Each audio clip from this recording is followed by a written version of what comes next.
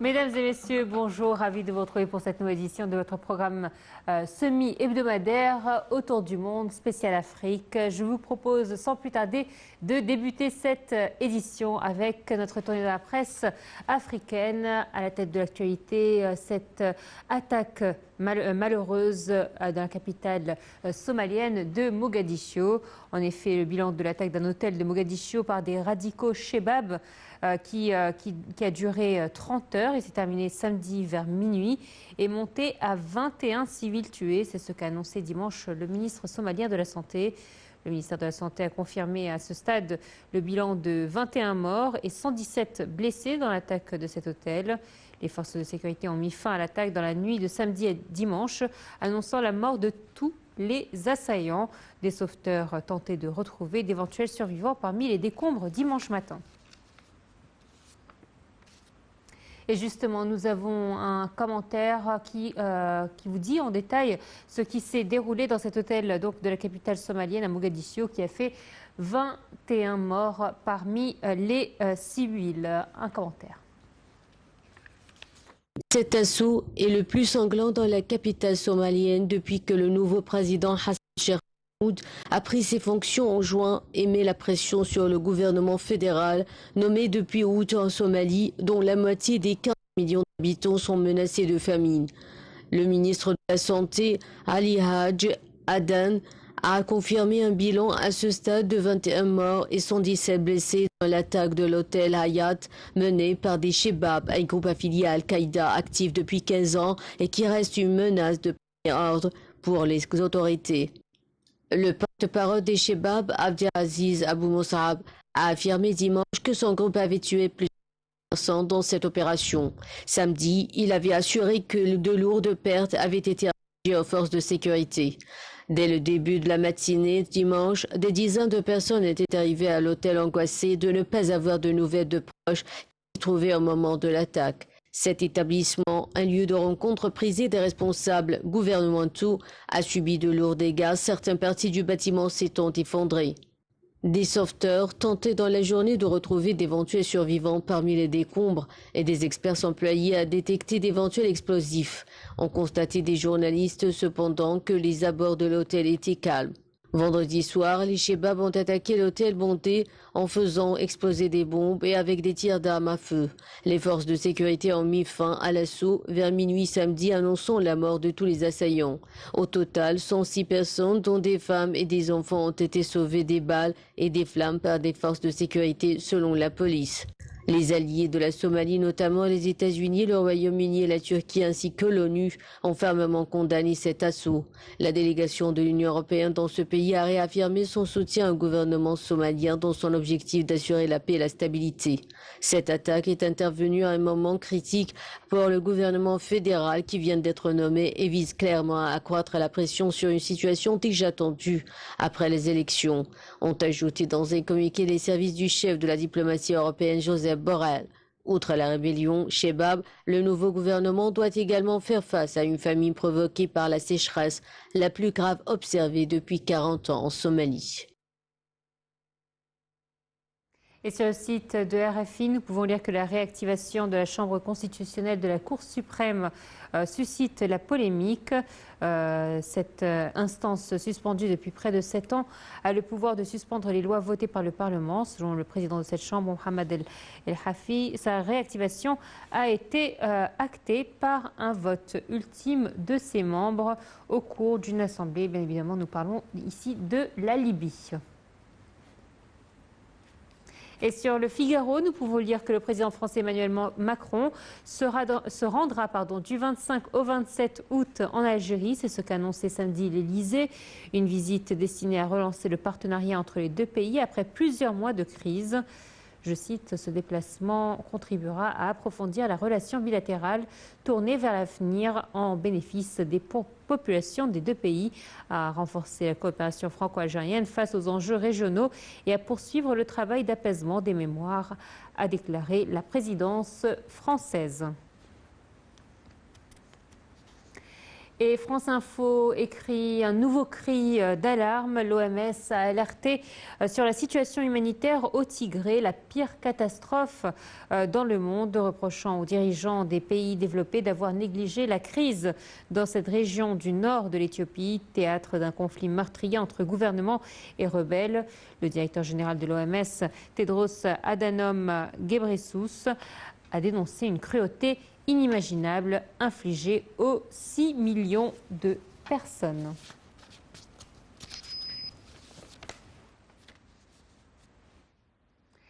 Et nous avons terminé donc notre tournée de la presse locale. Tout de suite, nous allons nous intéresser à cette nouvelle concernant le secrétaire général de l'ONU qui estime que les engrais et les produits agricoles russes doivent pouvoir accéder au marché mondiaux sans entrave au risque d'une crise alimentaire mondiale dès l'an prochain. C'est ce qu'a affirmé samedi 20 août à Istanbul le secrétaire général de l'ONU, Antonio Guterres, depuis le Centre de coordination conjointe, le CCC, qui supervise l'application de l'accord sur l'exportation des céréales ukrainiennes, signé en juillet par Kiev et Moscou sous l'égide de l'ONU et de la Turquie. Le point dans ce commentaire. Les engrais et produits agricoles russes doivent pouvoir accéder aux marchés mondiaux sans entrave au risque d'une crise alimentaire mondiale dès l'an prochain. C'est ce qu'a affirmé samedi 20 août à Istanbul le secrétaire général de l'ONU Antonio Guterres depuis le Centre de coordination conjointe qui supervise l'application de l'accord sur l'exportation des céréales ukrainiennes signé en juillet par Kiev et Moscou sous l'égide de l'ONU et de la Turquie. Cet accord garantit à la Russie de pouvoir exporter ses produits agricoles et ses engrais malgré les sanctions occidentales. Le transport des céréales ukrainiennes à Istanbul et à Odessa n'est que la partie la plus visible de la solution. L'autre partie de cet accord global est l'accès sans entrave aux marchés mondiaux des produits alimentaires et des engrais russes qui ne sont pas soumis aux sanctions, a affirmé M. Guterres, soulignant qu'en dépit de cela, les exportations d'engrais et de produits agricoles russes se heurtaient encore à des obstacles. Sans engrais en 2022, il n'y aura peut-être pas assez de nourriture en 2023. Faire sortir plus de nourriture et d'engrais d'Ukraine et de Russie est essentiel pour apaiser les marchés et faire baisser les prix pour les consommateurs, a-t-il dit encore.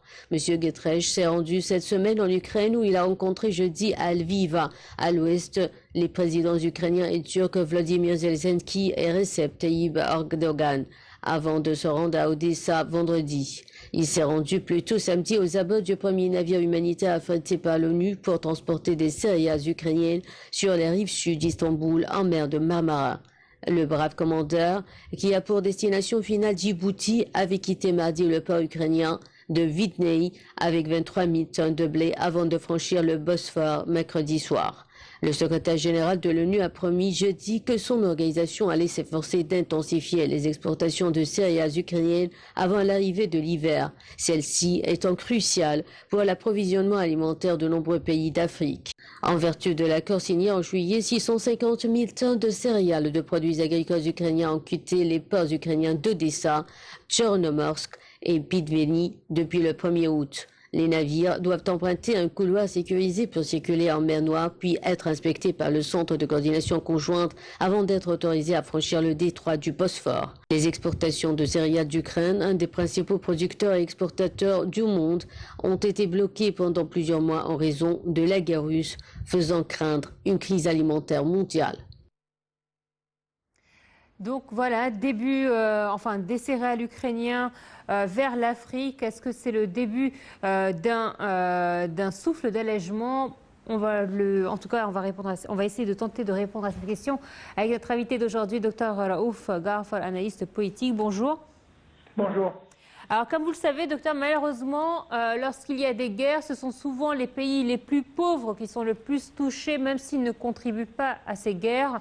Et là, nous l'avons vu, le fait qu'il y ait cette crise entre l'Ukraine et la Russie, non seulement ça a mis le monde entier dans une crise économique sans précédent depuis, je pense, la guerre mondiale, mais en plus, les pays pauvres deviennent encore plus pauvres. Absolument.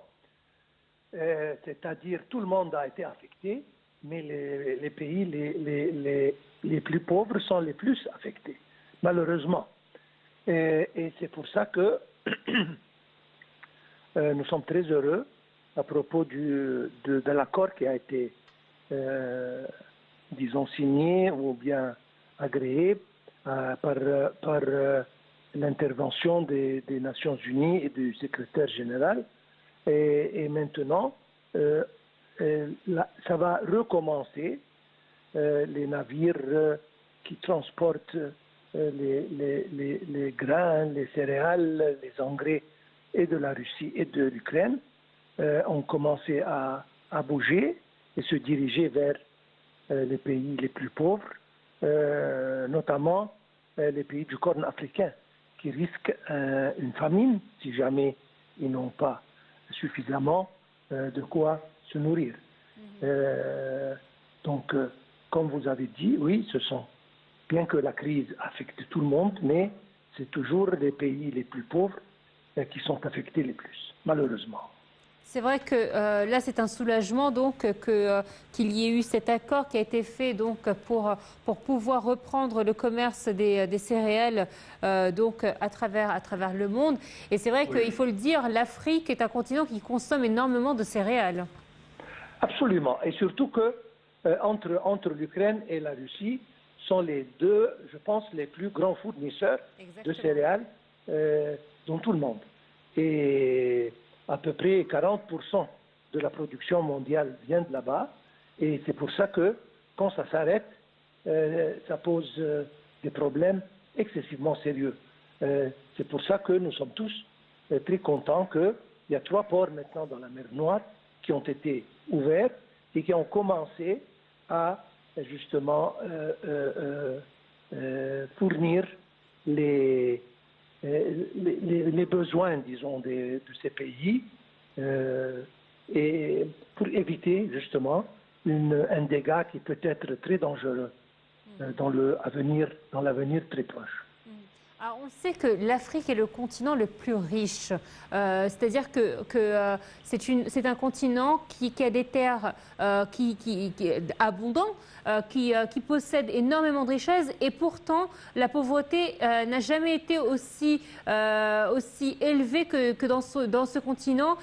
On le sait que les colonisations ont fait que ces pays-là dépendent de l'Occident. Mais n'est-il pas temps que justement ces pays africains travaillent sur eux-mêmes et puissent s'autosuffire? Absolument, ils doivent, mais ça va prendre beaucoup de temps. Comme vous l'avez dit, les occupants, les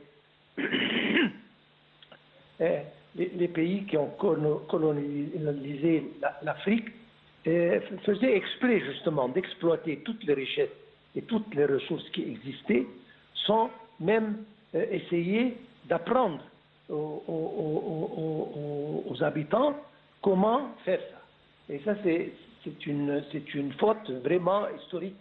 Et c'est pour ça que maintenant, il faut que les pays africains dépendent sur soi-même pour se développer, pour essayer d'apprendre comment exploiter et utiliser leurs propres ressources qui sont innombrables.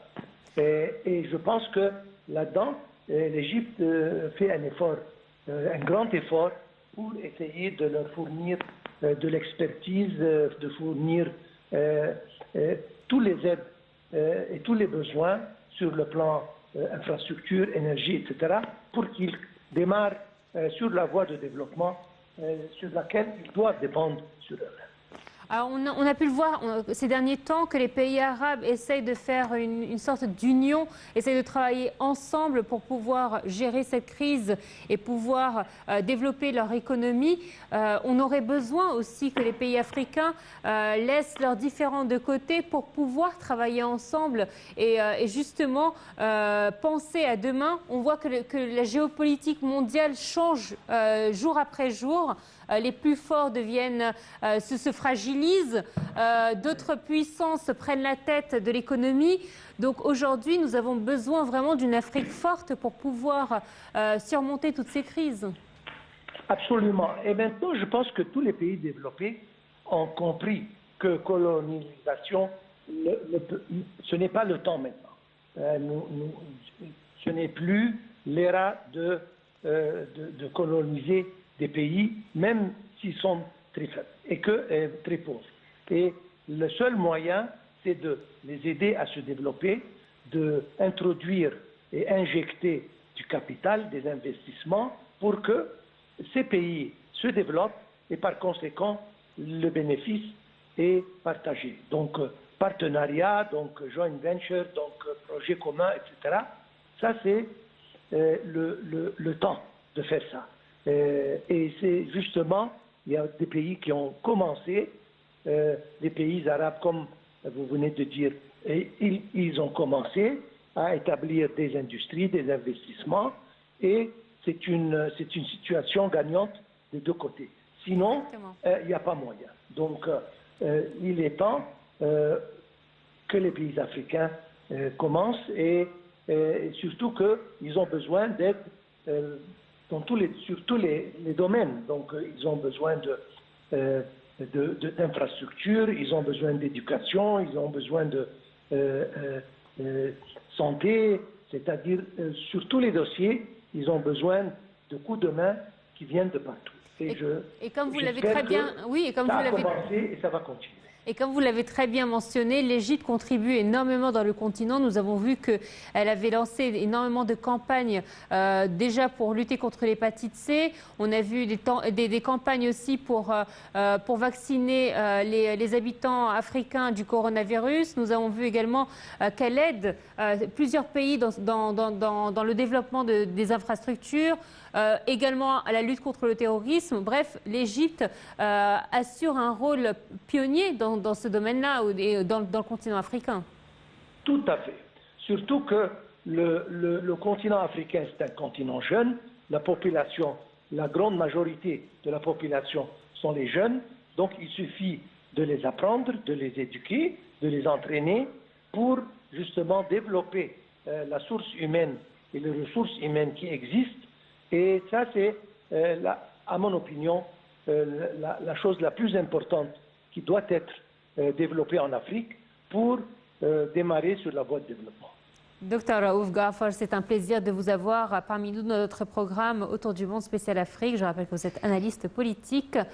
Et avant de se quitter, nous vous proposons donc un dernier reportage sur une exposition de photographie qui a été organisée à Lagos, la capitale du Nigeria, pour marquer la journée mondiale de la photographie, une célébration annuelle et internationale de l'art, de l'artisanat, de la science et de l'histoire de la photographie. Shamsenemi. Intitulée Photographie, Art et Design Exhibition, cette exposition de 3 jours offre une plateforme aux créateurs du monde de l'art pour présenter leurs œuvres. La raison principale de cet événement est de célébrer la photographie, les photographes et les autres créateurs, les artistes visuels en général. C'est ce qu'a expliqué l'organisateur de la Journée mondiale de la photographie à Lagos.